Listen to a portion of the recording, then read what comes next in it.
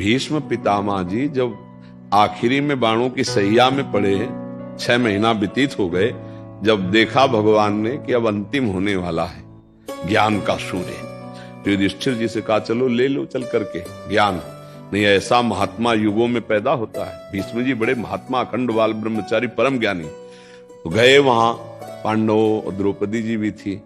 जब ज्ञान की वार्ता करने लगी तब उन्होंने द्रौपदी जी ने कहा कि पितामह आज तो बहुत ज्ञान की बातें कर रहे हो। उस समय क्या हुआ था जब सभा में मैं चीख चीख के पूछ रही थी, उस समय क्यों नहीं बोले थे? ज्ञान कहां गया था आपका?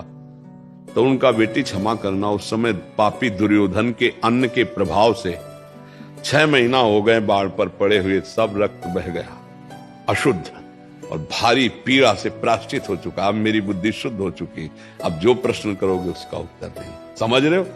पापात्मा पुरुष का अन्न खाने से अखंड बाल ब्रह्मचारी भीष्म जैसे महापुरुष भी कह रहे हैं कि बुद्धि ठीक निर्णय नहीं कर पाए। तो अगर अधर्माचरण से कमा के आप दान भी करोगे तो पाप ही होगा, क्योंकि वो भजन के लिए बैठा था, उसकी बुद्धि भ्रष्ट कर दी। तो पहले तो तुमने पाप किया, पाप की कमाई दी तो उसकी बुद्धि भ्रष्ट हो गई, और डबल पाप। पाप से कभी धर्म नहीं होता।